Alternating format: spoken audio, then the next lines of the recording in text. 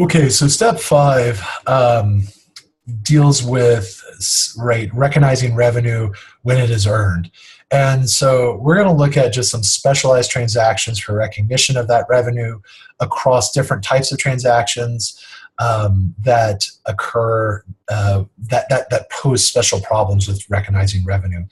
So licenses in general just involve the right to use intellectual property and transferring that right to another company. Okay, so we're talking about copyrights, trademarks, patent materials, and there are some special rules with licensure and recognizing revenue. Broadly speaking, there's two types of license scenarios. The license is sold as is without any future changes to its usage. So if we sell the copyright to a book or the licensed rights of a song that has been produced, that book, the music is not going to change over time. It's already been cut, it's already been published, so there's not going to be any sort of alteration to the ability of the person who purchased the license to use it under the agreement of the contract. And so in these cases, revenue is recognized at a point in time. And there are some cases when the license that is sold, the value of that license depends upon the continuing service or existence of the selling agent. So for example, a trademark, if the NBA sells Nike the right to use its logo and its trademark in selling products, well, that trademark and the value of that trademark depends on the continued existence of the NBA and the goodwill of that existence. For example, when Major League Baseball was in a strike, you could imagine that the trademark of MLB wasn't quite as profitable. And so whenever there's a trademark, it's something that a trademark that you sold and licensed and allowed someone else to use in selling their products. It's something that is not going to be recognized at a point in time, but rather this is a case for a period of time recognition.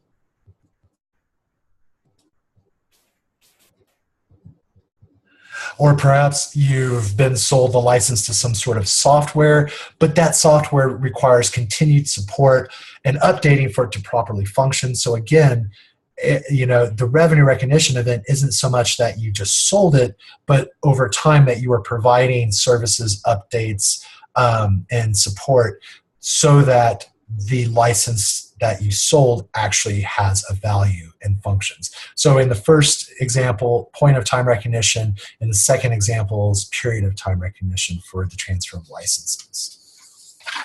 Franchises are another beast. They are a sort of special licensure agreement where we sell the trademark and sometimes other special goods or services as part of this transaction, not party in the transaction. In order to determine the treatment, just the terms of the contract have to be read because every contract is a little different.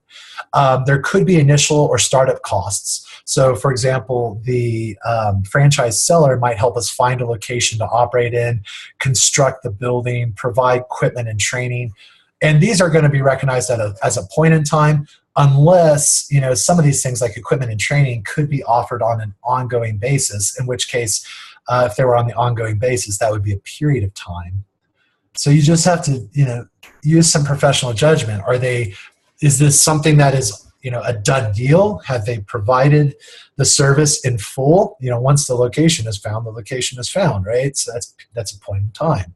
Once they've constructed the item, they've constructed, the building or whatever, then they've constructed it. Maybe you're just opening a gym and they're just fronting you some of the equipment, right? Well, then that's a point in time. Now, if they continue to give you equipment over periods of time and there's a contract writer that states that they will continue every year, then that's a period of time contract. Recurring costs could be ongoing training. So, coming back, training your employees, updating and innovating any of the new things that are in your business, any advertising that they might provide, or other administrative services, consulting, any sort of financial help that the parent company, the one who's selling you the trademark and entering in this franchise agreement is providing you, would be something on an ongoing basis. And these are period of time items. Bill and hold arrangements are very specialized, somewhat dubious practice. It's where there's a buyer, and the buyer buys inventory, but then asks the person who's selling it to hold it for a while. So the seller's billing the buyer, but they still hold on to the merchandise. That's why they call it bill and hold. This becomes problematic because physical possession is a major component of when the transfer has taken place, right? When ownership, when the risks and rewards of ownership have been transferred. So bill and hold arrangements typically do not result in recognition of revenue until the product is sold and shipped. Now, under the rare cases that it is being recognized, the buyer has taken control of the merchandise despite lack of possession. All right. So how do you know that? Well, for example, the buyer can then sell that merchandise out of the seller's warehouse, right? They're still holding it in their warehouse, so they can order that person to ship it somewhere else. So that would be control. There is a good reason for the bill and hold arrangement, right? So perhaps the buyer hasn't moved into their place of business yet. They don't have a place of storing it. You know, there has to be some sort of rationale. It just can't be happening for no good reason. The inventory is specifically identified as sold and ready for shipment. So the seller can't be selling this inventory and then not, you know, sort of earmarking it, setting it aside, and just selling off their entire store of inventory and thinking, oh, well, crap, I have to manufacture some more just in case you know, this person who has the bill and hold arrangement calls me on it. No, that inventory really has to be set aside and present in the inventory and treated as if it is ready to be shipped at any time.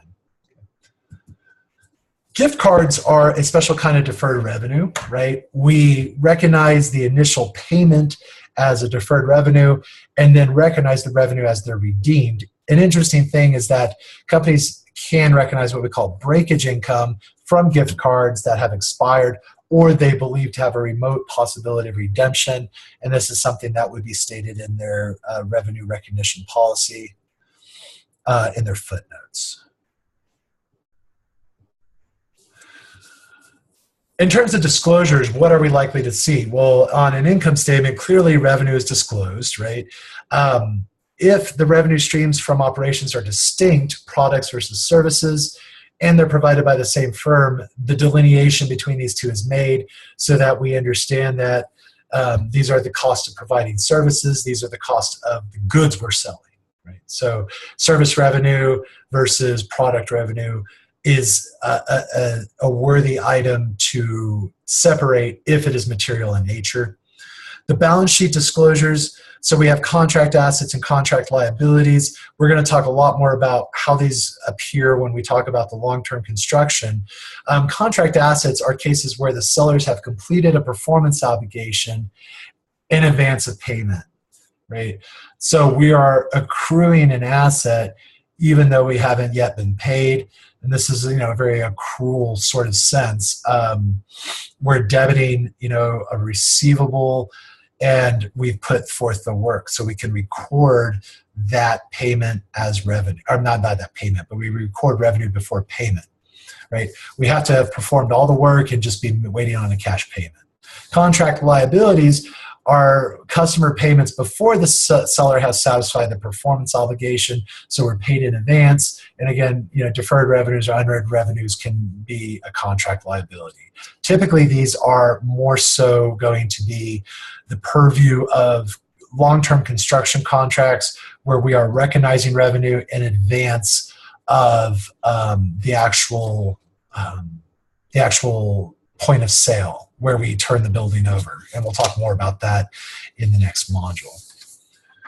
In terms of what sort of footnote disclosures have to go into this section, typically the sellers have to provide their detailed information about the revenue generating operations. So what do they do to generate revenue? What is their primary operation?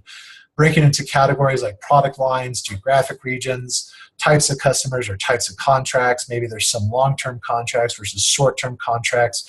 Do they operate in just America, or are they in Europe and Africa and Asia? And there also have to be explanatory notes about key issues in revenue recognition, any outstanding performance obligations, the typical costs and actions necessary in a settlement of obligation. This is some of the new stuff that's coming down. Company procedures for refunds, returns, and warranties. Do they wait for the window to expire? What kind of historical averages do they apply when estimating returns, refunds, warranties? Any assumptions or significant judgments in applying the 5 steps, right? So if they have issues with step 4, allocating the transfer price, do they use the adjusted market assessment? Do they use the cost plus profit? And how do they actually implement those estimates? Do they look at a competitor? What observable inputs to go into that process? And so we're going to get a lot more, or the hope is that we'll get a lot more explanation of how companies calculate their revenue and what estimates they use when trying to estimate items that affect the revenue account. Right? So that wraps up the new revenue recognition principle. The next module will cover percentage of completion on a long-term construction.